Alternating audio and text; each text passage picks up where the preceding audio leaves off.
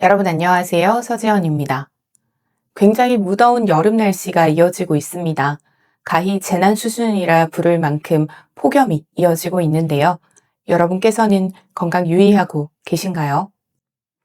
2026년 여름, 대한민국을 뒤덮은 것은 이 폭염뿐만이 아닙니다.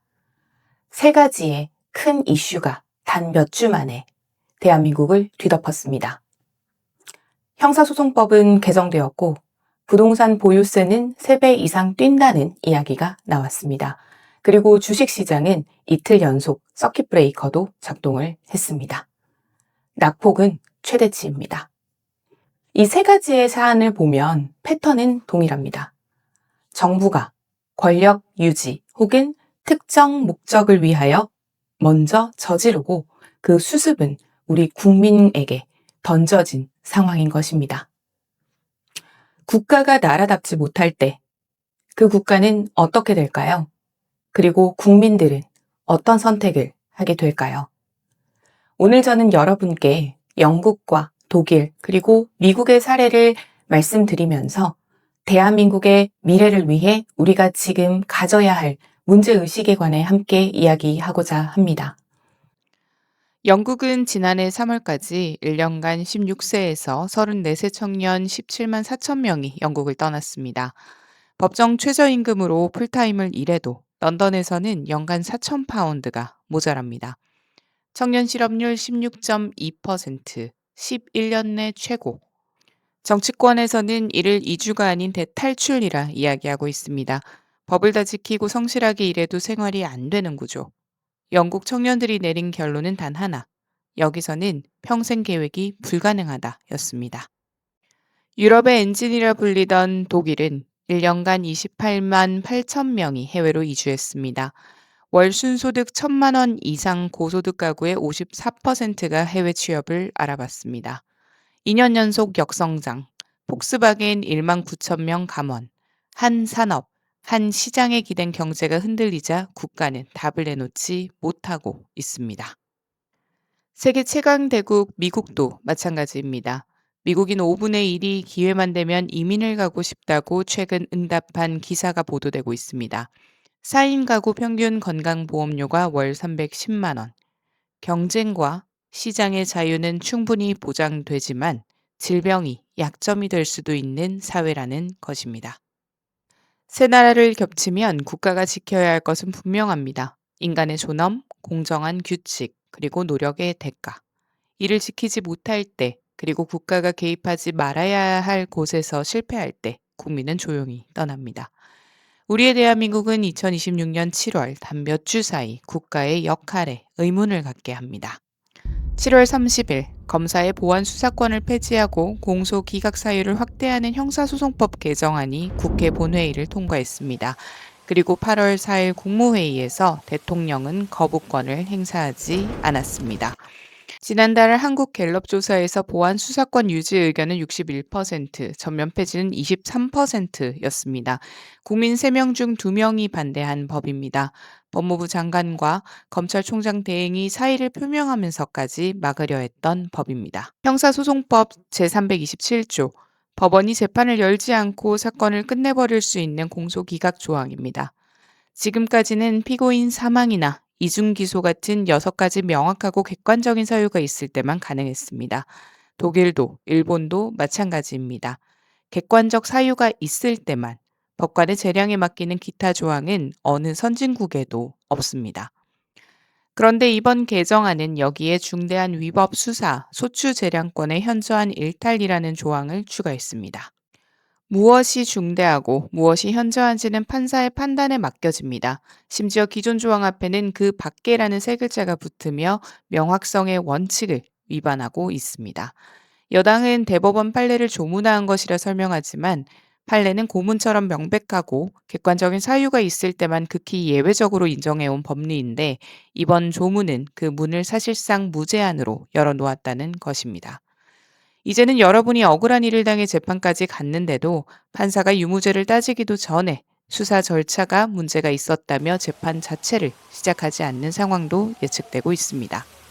가해자에게는 비상탈출구가 있지만 피해자에게는 벼랑 끝이 열리는 구조입니다. 대통령은 경찰 수사를 못 믿겠다고 직접 말했습니다. 그러나 같은 날 그 경찰에게 수사 개시권과 종결권을 독점시키는 법은 공포하기로 했습니다. 못 믿는다면서 견제 장치는 없앴습니다. 거부권 행사도 스스로 포기했습니다. 뿐만 아닙니다. 이 법의 공소기각 조항은 현재 재판이 정지된 채 기일이 추후 지정되어 있는 대통령 본인의 5개 재판에도 적용될 수 있습니다. 야당은 지금까지 기소된 사건에는 적용하지 말자, 그 한 줄만 넣어달라고 요구했지만 받아들여지지 않았습니다. 그 한 줄을 거부한 탓에 대한민국은 규칙을 바꾼 사람이 그 규칙의 최대 수혜자일 수 있는 나라가 되어버렸습니다. 두 번째, 부동산입니다. 7월 23일 대통령은 보유세를 선진국 수준으로 맞추려면 3배는 올려야 한다고 직접 말했습니다. 집을 팔지 않았는데 통장에 들어온 돈이 아직 한 푼도 없는데 장부상 가격이 올랐다는 이유로 해마다 더 큰 세금을 매기겠다는 것입니다. 평생 일에 집 한 채를 남긴 부모님 세대에게 그 집은 30년 근로의 결정체이고 연금이 부실한 이 나라의 사실상 노후 자금입니다. 소득이 끊긴 은퇴자는 그 세금을 어디에서 내겠습니까? 지난 5월에는 다주택자 중과 유예를 더는 연장하지 않겠다더니 8월에는 다시 퇴로를 열었습니다. 국민의 자산 전체를 재설계하겠다는 논의는 반드시 신중해야 합니다. 이 정교하지 못한 정책의 대가는 지금 지방이 치르고 있습니다. 부산의 미분양 주택은 석 달 연속 8천 가구를 넘었고 악성 미분양은 한 달 새 12% 늘어 전국 2번째입니다. 그런데 이 대출 총량 규제는 부산에도 똑같이 적용됩니다. 한 시중은행은 지역도 소득도 따지지 않고 주택담보대출 한도를 3억으로 일괄 묶었습니다. 집이 남아도는 도시에서 집 살 돈줄을 죄니 미분양은 쌓이고 건설사는 신규 사업을 접고 협력업체까지 자금이 마르는 연쇄가 시작됐습니다. 과열된 서울과 얼어붙은 부산에 같은 처방을 내리는 정부. 부동산을 투기로 보는 시선에 정책의 정교함과 국민의 어려움은 또다시 뒤로 밀리고 있습니다. 세금은 국민의 재산권을 국가가 가져가는 일이고 규제는 국민의 계획을 국가가 제한하는 일입니다. 그런데 지금의 방식은 발표 먼저, 숫자 확인은 나중에, 선언 먼저, 퇴로는 나중에, 서울 먼저, 지방 현실은 없는 상황입니다. 청년에게는 사다리에 척한이 없고 노년에게는 내려오라 말하고 지방에게는 사다리 자체를 치우고 있습니다. 세 번째, 자본시장입니다. 7월, 코스피는 사상 최고치 대비 3분의 1이 무너졌습니다. 7월 28일과 29일, 이틀 연속 서킷 브레이커. 한국 증시 사상 처음 있는 일이었습니다. 7월 한 달 하락률 28.9%는 1997년 외환위기, 2008년 금융위기를 모두 넘어선 역대 최대 월간 낙폭입니다. 이 폭락의 진앙으로 지목된 상품이 있습니다. 지난 4월 정부가 승인하고 5월에 상장한 단일 종목 레버리지 ETF. 해외로 나가는 투자 수요를 국내로 유도하겠다는 명분으로 정부가 직접 물기를 판 고위험 파생 상품입니다. 그 물기를 따라 비투가 늘었고 변동성은 쌓였고 시장이 무너졌습니다. 금융위원장과 금융감독원장은 국회에 나와 고개를 숙였습니다. 금감원장은 불과 한 달 전 들어 누워서라도 막았어야 했다고 말했던 당사자입니다. 막았어야 한다던 상품을 인가해놓고 사고가 나자 사과합니다. 같은 시각 브라질 순방 중이던 대통령실 정책실장은 증시 안정화 차원에서 접근할 사안이 아니라며 원인을 개인 투자자 비중, 두 종목 쏠림, 시장의 구조 탓으로 돌렸습니다. 대통령은 침묵했습니다. 7월 한 달간 일어난 3가지 변화를 나란히 놓겠습니다.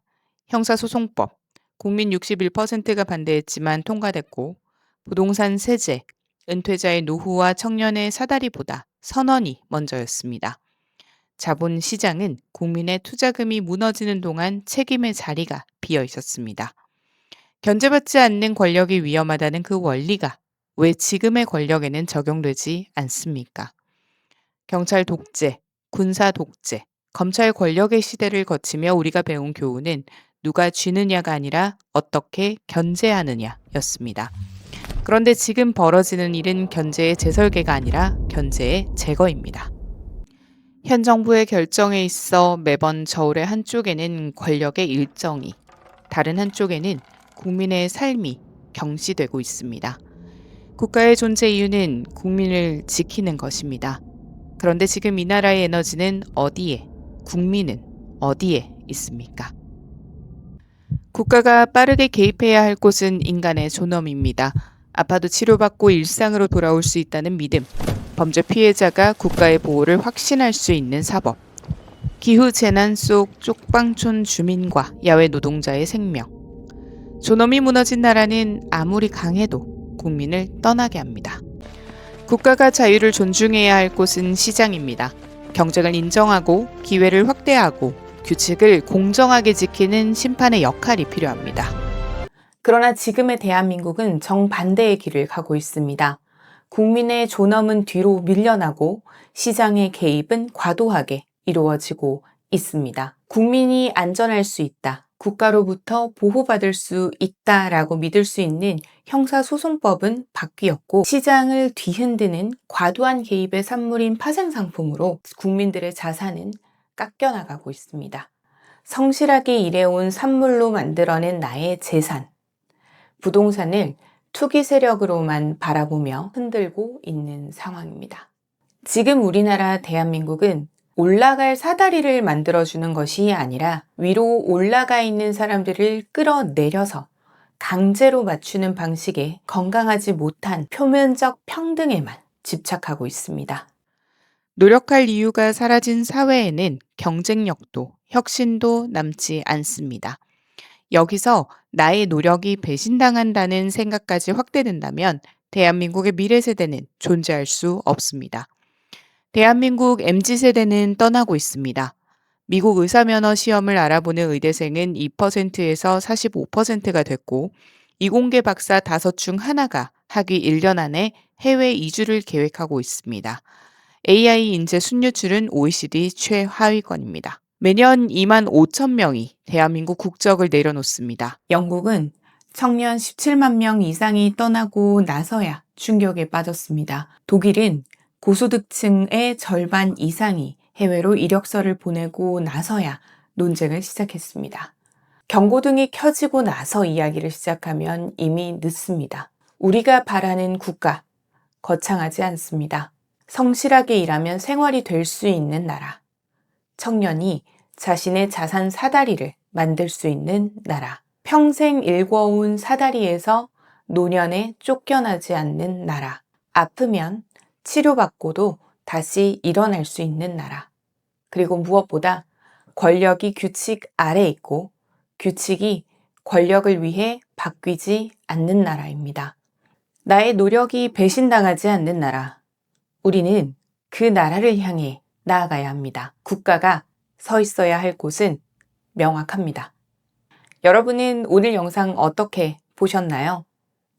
대한민국을 순식간에 뒤덮은 3가지의 변화. 여러분은 어떤 변화가 가장 우려되시나요? 댓글창에 남겨주시면 다음 영상을 만들 때 여러분과 함께 더 나은 대한민국을 위한 토론을 진행할 수 있습니다.